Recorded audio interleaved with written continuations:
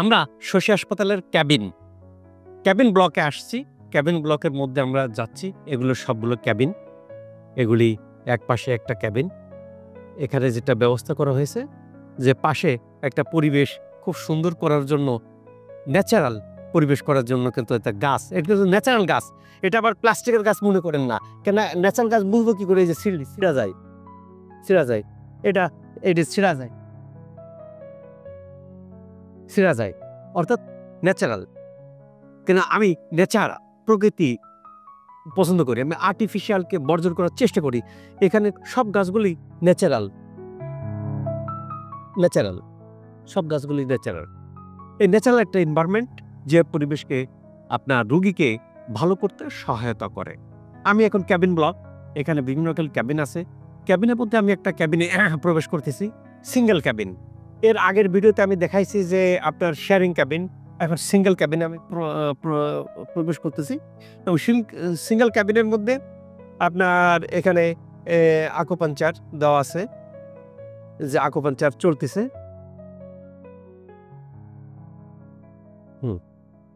এখানে আকুপাঞ্চারটা হয় কি, বিভিন্ন পয়েন্টে কিন্তু এটা দিতে হয়, দিলে এবং ওই যে গুড, শেষ হয়ে গেলে এখানে আমরা নিডলটা উইথড্র করব। নিডলটা উইথড্র করার ক্ষেত্রে এটা কি আপনার সিঙ্গেল ক্যাবিন। সিঙ্গেল ক্যাবিনের মধ্যে আমরা দেখি কি যে এসি, সেন্ট্রাল এসি, পাশাপাশি এখানে একটা বেড। এবং একটা সিঙ্গেল থাকলে কি হয়, রোগীর সাথে অনেক সময় আত্মীয় স্বজন এসে দেখা করতে চায়, কথা বলতে চায়, তার জন্য কিন্তু আমরা এখানে রেখেছি, এখানে বসার স্পেস। এবং ওনার যে ওনার যে জিনিসপাতি লাগেজের জন্য এখানে অ্যাটাচড বাথ, এখানে টিভি, ওয়াইফাই, এই সিস্টেমগুলো। সিঙ্গেল ক্যাবিন হতে পারে single cabin, double cabin, sharing cabin 3 বেডের ক্যাবিন, 4 বেড, 5 বেড। এটা পেশেন্টের ডিজায়ার অনুযায়ী। কোনো ক্ষেত্রে কি হয়, নন এসি ওয়ার্ড। শশী হাসপাতালে বিভিন্ন ক্যাটাগরি অনুযায়ী ট্রিটমেন্ট দেওয়া হয়, এইভাবে বিভিন্ন রোগের বিভিন্ন ট্রিটমেন্ট দেওয়া হয়। তা সাধারণত যে পিএলআইডি রোগীদের ক্ষেত্রে আমরা যেটা বলে থাকি যে এটা হয় কেন, এটা হয় পিএলআইডির এটা যেটা ঘটে থাকে যে আপনার আমরা মেরুদণ্ডকে ধরি, মেরুদণ্ডর কোনো কারণে যদি আপনার হাড় ক্ষয় হয়ে যায়, জেলি বেরিয়ে যায়, বা জেলি অন্য কারণে বেরোতে পারে, জেলি বেরিয়ে রগের উপর চাপ দেয়, এই রগ যেখানে যায় সেখানে ব্যথা হয়। এখানে ব্যথাগুলো হওয়ার পরিণতিতে আপনার রোগী অসুস্থ ফিল করে, আমাদের কিন্তু এই জাতীয় সমস্যাগুলো দেখা দিলে আকুপাঞ্চার কি করে, আকুপাঞ্চার সহ এখানে কম্বিনেশন একটা ট্রিটমেন্ট দেওয়া হয়, যার পরিণতিতে হাড় ক্ষয়কে বন্ধ করা হয়, জেলিকে ঠিক করা হয়। এখানে কি করে, চাইনিজ কাইরোপ্র্যাকটিক্স দিলে এটা মেরুদণ্ড এই যেটা বেড়েছে ভিতর দিকে ঢোকা শুরু হয়। লাইফ স্টাইল সহ এগুলো কম্বিনেশন দিলে এটা ভিতর দিকে চলে যায়, চাপ দেয় না, চাপ না দিলে ভালো হয়ে যায়। যার ফলে পেশেন্ট কি করে, অনেক পেশেন্ট দেখা যায় যে সার্জারি করেও কাঙ্ক্ষিত ফলাফল পান না, এখানে আসে শশী হাসপাতালে আসে, নির্দ্বিধায় ভালো হয়ে যায়। কেন, এখানে যেটা করা হয় আপনার বিভিন্ন পয়েন্টে স্টিমুলেশন দিতে হয়। কোন পয়েন্টে দিতে হবে, কতটুকু দিতে হবে, দক্ষ আকুপাঞ্চারিস্ট জানে। আপনার আমরা এখন যে পেশেন্টটাকে এইমাত্র ট্রিটমেন্ট দিচ্ছি, যে কথা বলি, আপনার কি সমস্যা ছিল? আমার স্যার ডাইন সাইডে মাজায় ব্যথা ছিল। আচ্ছা, আমরা একটু পেশেন্টকে বসাই। আচ্ছা, আমরা পেশেন্ট একটু বসেন তো। যে পেশেন্ট যে ট্রিটমেন্টটা নিলেন, ট্রিটমেন্ট নেওয়ার পরিণতিতে উনি কি ফিল করতেছেন, এটা আমরা এখন ক্যাবিনে আছি, আমরা অনেক সময় যে ওয়ার্ডের ভিডিওগুলো নিছি, আমাদের রিসেপশনের ভিডিওগুলো নিছি, যে আমরা এখন যেটা করব যে আগে কি অসুবিধা হতো? আগে স্যার এটা একটু মুখের কাছে রাখেন। হ্যাঁ, আগে স্যার আমি বসতে পারতাম না। এইভাবে বসতে পারতেন না? না। বসলে কি অসুবিধা হতো? বসলে আমার এই সাইড অনেক ব্যথা করতো। তা কিভাবে বসতেন? বসতাম এক সাইডে একটু করে বসতাম। ওরকম একটু দেখেন তো। হ্যাঁ, এইভাবে বসতাম স্যার। প্রিয় দর্শক, এক সাইড বাঁকা হয়ে বসতেন। এটা কতদিন যাবত এরকম বসছেন? প্রায় 1 সপ্তাহ এরকম। 1 সপ্তাহ বসছেন। এখন এখানে ট্রিটমেন্ট নেওয়ার পরে এখন তো আমি বসতে পারি, হাঁটতে পারি, সবকিছু করতে পারি। আগে হাঁটতে কি অসুবিধা হতো? হাঁটলে স্যার অনেক ব্যথা করতো, পার রোগে ব্যথা করতো। আচ্ছা, এর আগে কি ট্রিটমেন্ট নিয়েছিলেন? এর আগে অপারেশন করছিলেন কিনা? অপারেশন করছিলাম স্যার, 15তে একবার ব্যথা হইলো বাম সাইড, কিন্তু ওই ডাক্তার সৈয়দ শহীদুল ইসলামকে দেখাইলাম। থাক, আমরা নাম না বলি। আমি যে কথাটা বলছি, উনি অপারেশন করছেন, অপারেশনের রেজাল্ট আসে নাই, আমরা কারো সমালোচনা করব না। আমরা রুগীর ভালো চাই, রুগী ভালো হোক, অর্থাৎ অপারেশনে ভালো হন নাই। অপারেশন করার পরেও তো আপনি একদিকে কাঁথে থাকতেন। না, অপারেশন পরে এক সাইড ভালো ছিল, 9 বছর স্যার ভালোই ছিলাম, কিন্তু হঠাৎ আবার ডাইন সাইড আবার ই করছে। ডাইন সাইড হওয়ার পরে আমি তো মালয়েশিয়া থাকি, পরে স্যার আপনার ভিডিও দেখছি যে এরকম আকুপাঞ্চারে এরকম ভালো পারে। পরে আমি এবার ডাক্তার দেখাইছি, ডাক্তার বলছে অপারেশন করার জন্য। আমি বলছি না, অপারেশন এখন আর করবো না, আমি আকুপাঞ্চারে যাই দেখি কী অবস্থা। তো পরে আইসা নিচে তো আমি 20 দিন ট্রিটমেন্ট নিয়েছি, আমি কোনো ফলাফল পাইনি, আমি তো হতাশ হয়ে গেছিলাম। পরে আপনাদের কাছেও গেছি, পরে আপনার কাছে যাওয়ার পরে আপনি বললেন যে রুমে ভর্তি হয়ে যাও, ট্রিটমেন্ট নাও, দেখো ভালো হবে। তা আমি রুমে আজকে 15 দিন ধরে ট্রিটমেন্ট নিছি, কিন্তু এখন ইনশাল্লাহ আগের চেয়ে অনেকটা ভালো হয়ে গেছে। এখন বসতে পারেন এভাবে? এখন আমি বসতে পারি, হাঁটতে পারি, সব কিছু। এখন হাঁটতে পারেন, বসতে পারেন। আগে এভাবে তো বসতে পারতেন না। জি না। প্রিয় দর্শক, কেন আমি কোনো রুগীকে আউটডোরে, কোনো রুগীকে ইনডোরে, কোনো রুগীকে অ্যাডমিশনের কথা বলি? এই রুগীকে বলা ছিল 30 ডেজ অ্যাডমিশন। অর্থাৎ এই রুগীকে উনি, আমি যে অ্যাডভাইসগুলো দিই, কেন আমি লক্ষ লক্ষ রুগী কিন্তু আমার কাছে ভালো হয়ে যাচ্ছে। যার পরিণতিতে কাকে অ্যাডমিশন নিতে হবে, কাকে আউটডোরে নিতে হবে, আমি কিন্তু গাইডলাইন দিয়ে দিই। ইনি ফলো করেন নাই। উনি কি করছে, আউটডোরে নিয়েছেন, আসা যাওয়া করে নিয়েছেন, আসা যাওয়া করে 20 দিন নিয়েছেন। জি। 20 দিন নো রেজাল্ট।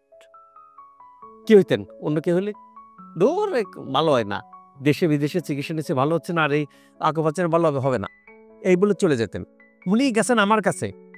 আমি বললাম কি যে আপনাকে কি করতে হবে, আপনাকে অ্যাডমিশন নিতে হবে, অ্যাডমিশন নিতে হবে, এবং 30 দিন অ্যাডমিশন। 20 দিন আউটডোরে ট্রিটমেন্টের রেজাল্ট আসে নাই, বাট উনি ছাড়েন নাই। আচ্ছা, 20 দিনের ট্রিটমেন্ট না হতে লোকজন তো হতাশ হয়ে যায়। 20 দিন সে ধৈর্য তো থাকে না, 10 দিন না হলেই চলে যায়। আপনি কেন 20 দিন না হওয়ার পরও এই যে লেগে রয়েছিলেন? স্যার আমি লেগে রয়েছি এই কারণে যে বাইরে গেলেই তো আমার অপারেশন করা লাগবে, আমার যাতে অপারেশন না করা লাগে, এই জন্য আমি ধৈর্যটা ধরে রয়েছি। প্রিয় দর্শক, তারপর আমি বলতেছি নিতে থাকেন। আমি আপনার রুগী দেখছি, কেন প্রত্যেকটা রুগী আমি এখানে দেখি, দেখার পর আমি গাইডলাইন দিই। গাইডলাইন দেওয়ার পর যারা গাইডলাইন ফলো করে সবাই ভালো হয়ে যায়, আল্লাহ অশেষ রহমত। হ্যাঁ, কোন রুগী ভালো হয় না? আমি ইনডোরে বললাম, সে ইনডোরে থাকতেছে না, আউটডোরে।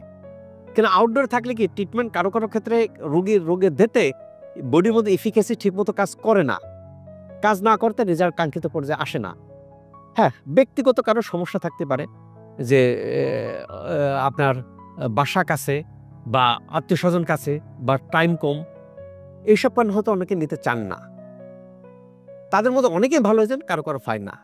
যারা আমার অ্যাডভাইস শুনতেছেন সবাই ভালো হচ্ছে। আজকে আমার ভিডিওটার মূল উদ্দেশ্য যে 20 দিন আউটডোরে চিকিৎসা নিয়ে রুগী ভালো হয় নাই, উনি কি করতেন? অন্যজন হলেই উনি চলে যেতেন, চলে যেত, ধর শশী ভালো হয় না, আসলে ভালো হবে। আমি তো ওনাকে গাইডলাইন দিয়েছিলাম অ্যাডমিশন, ভর্তির। এরপর যখন ভর্তি হয়েছে 15 দিনে ভালো হয়ে গেছেন। 15 দিনে আল্লাহর রহমতে এই যে এখন বসতে পারতেছেন, এখন দাঁড়াতে পারতেছেন, হাঁটতে পারতেছেন। এই যে রিমার্কেবল চেঞ্জ, ভালো হওয়া, আগে বাঁকা হয়ে হাঁটতেন, আগে বাঁকা হয়ে বসতেন, সেখান থেকে যে চেঞ্জ আসছে কিন্তু আমার গাইডলাইন ফলো করাতে। শশী হাসপাতাল আছে, যারাই আমার গাইডলাইন ফলো করতেছেন, যারাই কোর্স কমপ্লিট, প্রত্যেকটা রোগী আল্লাহর রসের সমতে ভালো হয়ে যাচ্ছে। হ্যাঁ, আমি বললাম আপনাকে ভর্তি হতে, আপনি আউটডোরে নিলেন, 2-1 রোগের রেজাল্ট নাও আসতে পারে। আমি বললাম আউটডোরে নিতে, কোনো রোগের আউটডোরে নিতে হয়, কিন্তু তার বডির মুভমেন্ট দরকার, সে আউটডোরে না নিয়ে ইনডোর নিচ্ছেন। এই 2-1 রোগীর ক্ষেত্র ছাড়া সব রোগী কেন ভালো হবে না? একটু আগে আমি লাইক করলাম, ইউএসএ জর্জিয়ার আটলান্টা থেকে আসে, ভালো হয়ে গেছেন ভিডিও। এর আগে আমেরিকার, বাংলাদেশের নাগরিক, বাট আমেরিকাতে দীর্ঘদিন যাবৎ পাসপোর্ট নিয়েছেন, ওখানকার নাগরিক, ওখানকার চিকিৎসাতে সন্তোষজনক রেজাল্ট হয় নাই অথবা কস্টলি, এখানে সে ভালো হয়ে যাচ্ছে। এই যে বহির্বিশ্বে চলে যাচ্ছে যে শশী হাসপাতালের সুনাম, যাদের এই জাতীয় ব্যথা আছে। হ্যাঁ, আমি আজকের উদ্দেশ্য হচ্ছে 2টা। একটা, শশী হাসপাতালের যে বিভিন্ন ক্যাটাগরিতে থাকার ব্যবস্থা আছে। একটা কি সিঙ্গেল ক্যাবিন।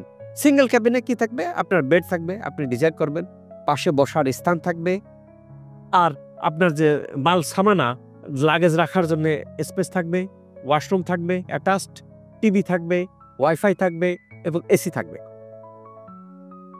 খুব সুন্দর মনোরম পরিবেশ। ডাবল বেড, এর সাথে একটা বেড যোগ হবে। এইভাবে এইভাবে কোনো কোনো একটা নন এসি ওয়ার্ডে বেশ একসাথে 4-5 জন থাকেন। যে যে ক্যাটাগরিতে ভর্তি হতে চান সেই ক্যাটাগরিতে এখানে ট্রিটমেন্ট নিতে পারেন। ট্রিটমেন্ট নিয়ে আল্লাহর অশেষ রহমতে কিন্তু ভালো হয়ে গেছে। তবে হতাশ হলে চলবে না। আমি তো বারবার একটা কথা, হতাশ হলে চলবে না। আপনি আমার গাইডলাইন ফলো করে, কেন এটা কি আল্লাহর অশেষ রহমত। এখন কি কোনো ব্যথার ওষুধ খাইতে হয়? জি না স্যার। এটা মুখের কাছে নিয়ে বলেন। জি না স্যার।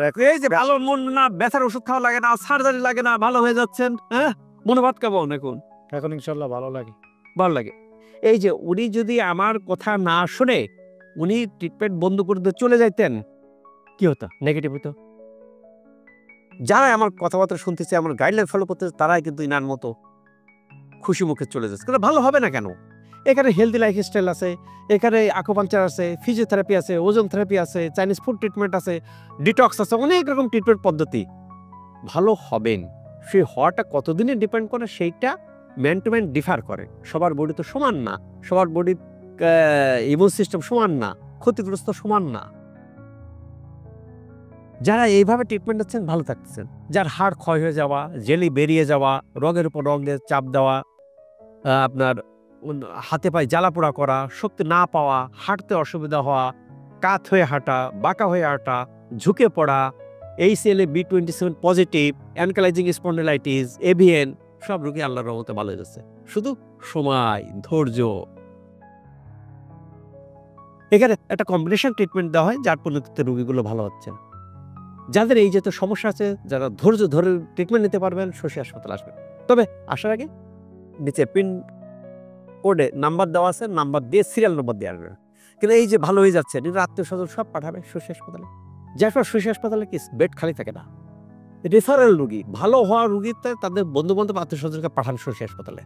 সেই জন্য সিরিয়াল দিয়ে আসবেন। না হলে দেখবেন যে খুব কষ্ট করে আসলেন, আসে ফিরে গেলেন, জিনিসটা খারাপ।